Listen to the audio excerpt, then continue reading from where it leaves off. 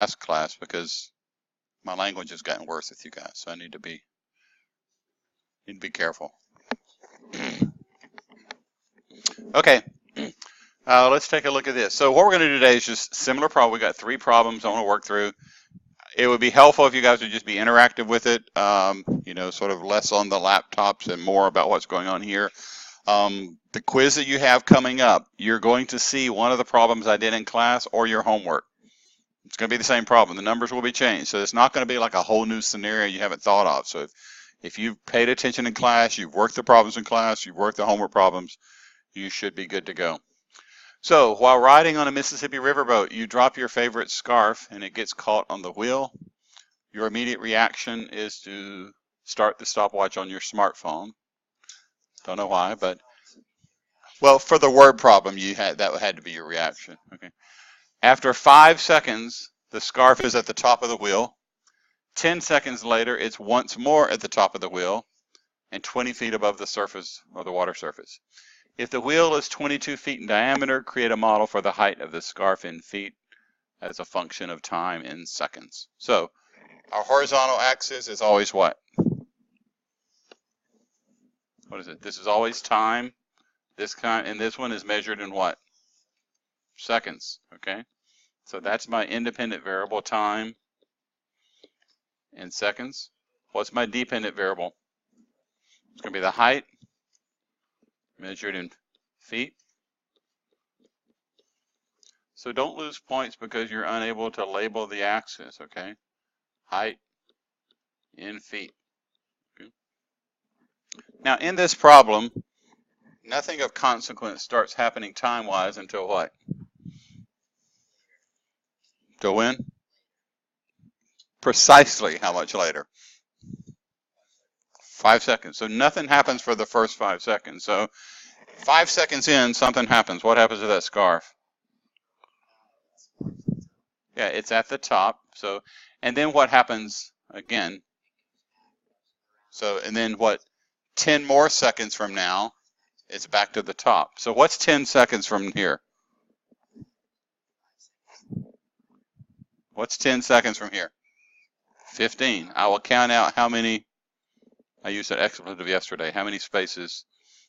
Yeah, 1, 2, 3, 4. This is going to be 15. Okay. So, how much time elapsed from here to here? How many seconds? 10 seconds. So that's the what? What is that number? That is the period. That's the amount of time it takes before this scarf starts repeating what it's doing. So the period is going to be 10. Okay.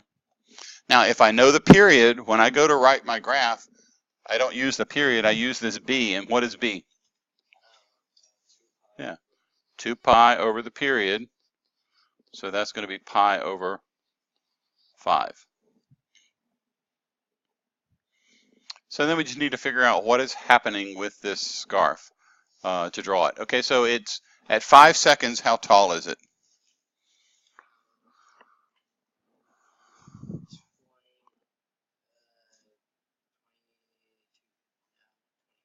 "20 feet, okay. How tall is the wheel? So 22 in diameter. So what's happening here? Look at the picture. If like this is my axis, okay. Yeah, it's going underwater, okay. How far underwater is it going? Yeah, it's doing that. It's going down. So the wheel is 22, but if it only goes 20 feet high, that means 2 feet of this wheel has to be underwater. So what I'm going to do, I'm just going to say right here, let's just say that this is 0, and I'll say 10, 20, okay. The bad clip art, okay. Okay, so at 20. So then, at 5 seconds, where's the scarf? Where is it? Yeah, 20 feet. At 15 seconds, where is it? Same place. That's when we said it starts repeating, okay. And then what happens halfway in between? What's halfway in between here? So where is it there? Yeah, -2, okay. And then now let's just figure out, so let's figure out what the vertical or the amplitude is. So to figure out the amplitude, how do I figure out the amplitude? It's 20 minus -2 divided by 2. So this is 22 over 2. Amplitude is 11. Okay. So that means if I take this point and I go up 11, what am I finding if I go up 11? The vertical shift, or where that horizontal is going to be. So what is -2 plus 11? 9. So 9 is going to be about right here.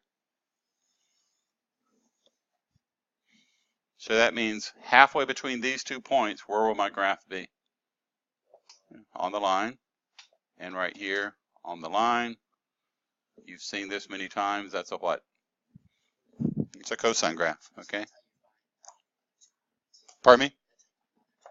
Yeah, it's just, that's why it's always, if you count out 4 spaces, then you know halfway is the low point. Halfway between here, it hits the axis. So, I mean, you could count off 5 spaces, then it makes it hard to do that, what I just did. So if you always count off 4 equal chunks, you can do that. So the vertical shift is at what? At 9. And there is no, there is a phase shift. The phase shift is what? 5 to the right, okay? So that's all we need in order to write down this function. So it's h of t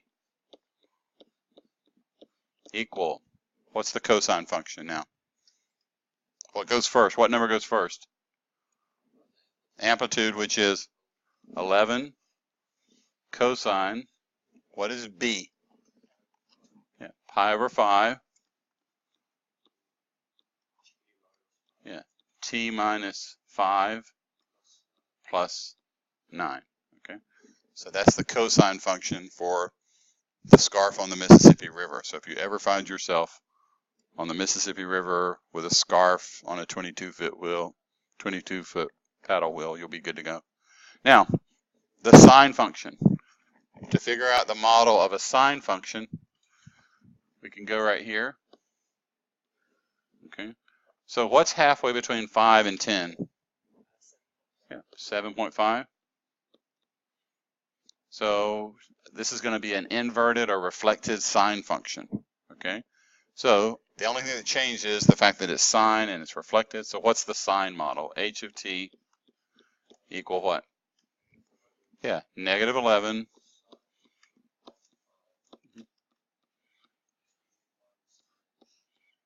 t minus what? Yeah, 7.5 plus 9. Okay. Okay. I feel like once you get to here, this is pretty straightforward. Okay. The hardest thing is you've got to be able to draw this correctly and get the amplitude, the period. Once you know the period, you've got to solve for that coefficient b, 2 pi over the period, to go from there.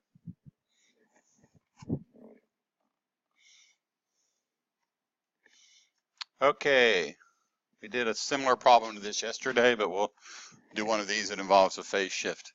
You have a weight attached to a spring that oscillates up and down. According to your stopwatch, the spring reaches a maximum value of 50 centimeters after 0.5 seconds.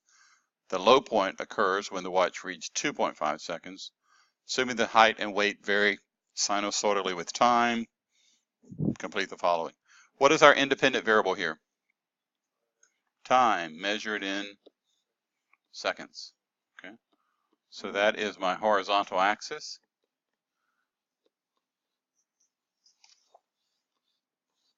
What is my dependent variable here? Yeah, the height measured in centimeters.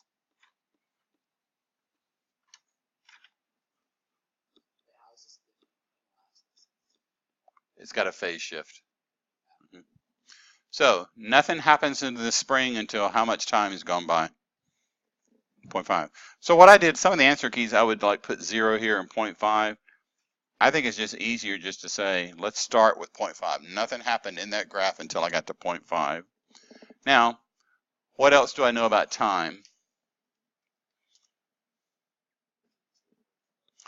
At 2.5, so at 0.5, where am I? I'm at what? I'm at 50, which is my high or low. Okay, so what I can do here, I can just say, we can just do something like this. Let's say that this is 50 and that's 40, okay? I mean, you don't have to go like 1, 2, 3, 4. You don't have to count for all of that, okay? Let's just say here's 50, here's 40. That's the relevant part of this graph. So where am I at 0.5 seconds? I'm at 50. Okay, what happens at 2.5? I'm at 40. So I'm not back to where I started, but they tell me that 40 is the what? The low point. So at 2.5, I'm going to be here. So how much time went from here to here? No, how much time? How much time? 2 seconds, okay? It took 2 seconds to get to the low point, which is where? That's halfway. So how many more seconds will get back to the high point? 2 more seconds, okay?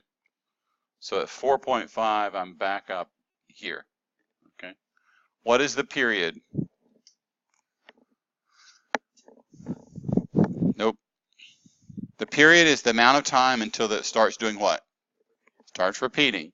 So if I'm here, yeah, the amount of time to get from here to here, what's 4.5 minus 0.5? It's 4. So the period is 4. Right, so it's the distance between the ending and the start. So the period is 4, okay? To find the amplitude, it's going to be 50 minus 40 divided by what? 2. So that's 10 over 2, which is 5. The amplitude is 5. So that means if I go from here, if I go up 5, then I'm going to have 5 and 5. That divides it in half. That's going to give me my vertical shift. So if I go up here, my vertical shift is going to be at 45.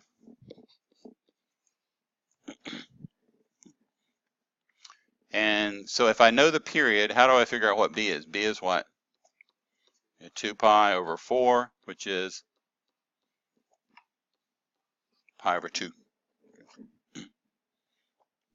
And then the phase shift, this thing was shifted where? Yeah, 0.5 to the right. So 0.5 to the right. Now that's enough information to write the cosine model. H of t is what? 5. Oh, before I do that, let me just draw it. So to draw this graph, starts here halfway between here, it hits this point, this point. All these graphs just sort of look the same. The key is labeling the axis to where the pertinent things happen. So now going back to that, H of t is 5 what? Cosine. Yeah, pi over 2. Yeah, minus 0.5 plus 45. Okay. So that's our cosine model for this graph. Now for a sine model, you got a couple of choices. I always go here to do a reflected sine. You could come over here and say, let's start a sine function here. Okay, but I'm just going to pick this one. Okay, what's the distance from 0.5 to 2.5? 2. So what's halfway there? So I have to go 1. So this number is what? 1.5. Okay. So what is the sine model? It's shifted what? 1.5 to the right? So what is the sine model here? Yeah, it's -5 sine. Yeah, period stays the same, amplitude stays the same. It's just been shifted where? Yeah, 1.5 plus 45. Okay. So what's the challenge? What's hard about this? Just the shift. Okay. Yeah, it's just there are lots of details. So everything we did here, we always like label the axis so I can find the period. That means I'm always going to be graphing just one complete cycle. Look at the vertical and to find the max and min. The amplitude is going to be half that distance. Whatever that amplitude is, add it to the minimum to figure out the vertical shift, and then it's going to be a cosine or a sine function from there. Okay. Do you guys need to do push-ups to wake up, or are you good just to read about them here? Okay. So you are exercised by doing push-ups. Your best friend is timing you. Isn't that pretty sweet? You know. So we'll highlight that. So there we go. After 0.5 seconds, your head is 20 inches above the floor. That's your maximum height. After 3.5 seconds, you return to that same height. Your minimum height is 4 inches above the ground. Assuming the height of your head varies sinusoidally with time, complete the following. Okay. So the maximum height is going to be 20. And so this could be what, 5, 10, and 15. So what is our independent variable here?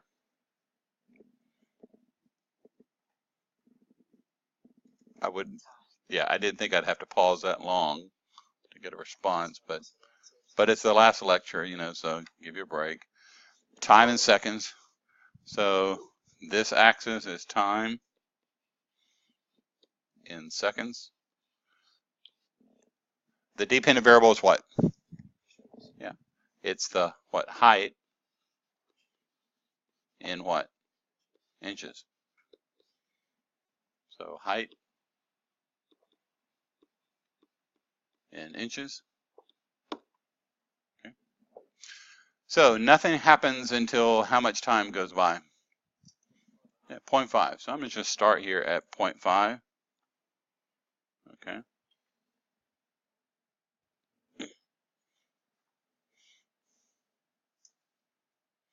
Now, how long until I'm back at that spot?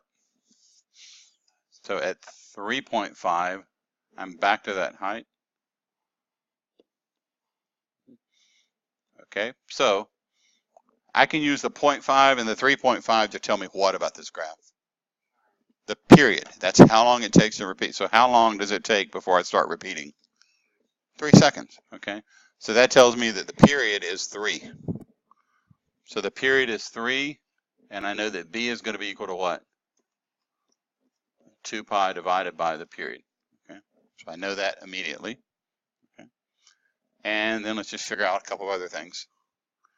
So how do I figure out the point that's halfway between 0.5 and 3.5?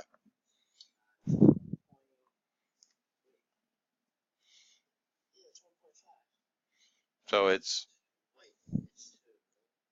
yeah. So what's another word for, I'm trying to find the what of these two numbers? The average, okay? So if you add 0.5 to 3.5, you add them and you get 4. Divide that by 2 and you get 2. This is 2, okay? So it's the average, a number halfway in between there. Let's go ahead while we're doing this to find the average of these 2 points. What is 0.5 plus 2? 2.5. What's half of 2.5? Let's go to 1.25, okay? That's this number right here, okay? So what happens at the very beginning? I'm where? Where am I with doing my push-ups? How tall am I? I'm at 20. When I end this exercise, I'm where? At 20. And that was by design. I labeled the axis so that I can graph one complete cycle. And then where am I at the midpoint? Halfway between. I'm 4 inches from the ground, okay? Which is right there. So let's figure out the amplitude. How do I figure out the amplitude? Is what? 20. Yeah, 20 minus 4 divided by 2. That is 8. Okay. So that tells me, and then I can also find the vertical shift. So it's going to be, what's my minimum point? 4 plus 8 is equal to 12. And then 12 plus 8 is equal to what? 20. That's the top. Okay, so it divides it right in half. Okay, so let's look and see then. At 12, that's going to be right here. That's going to be my vertical shift. So what happens halfway in between these 2 points? Where am I? Yeah, I'm going to be on the line right there. And right here, I'll be on the line there. And you'll see this behavior. And this is a what? This is cosine. Okay, we've seen this several times. We know the amplitude, period. We know everything we need. So what's the phase shift, though? Yeah, 0.5 to the right.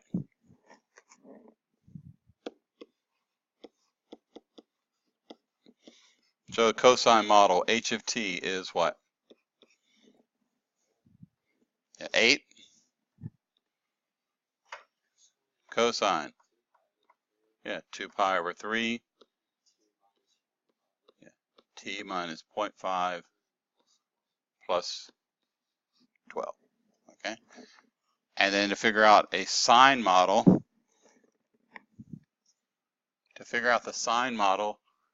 I can look at a sine curve by looking right here. That's going to be a reflected sine, shifted where? 1.25 to the right. So 1.25 to the right.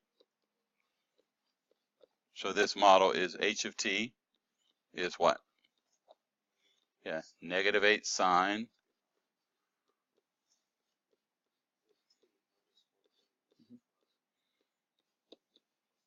Yeah, plus 12. That is it. Okay. So this should be building on what we did last time. So last time we spent about 6 days doing every different bell and whistle about how to graph a trig function. Amplitude, period, reflection, phase shift, vertical shift. So all of that has to stay solid from the last quiz. You're just looking at a word problem, extracting that information, graphing it, and giving me the equation. So it's really just a word problem on top of what we did last time. And that's it. Okay. So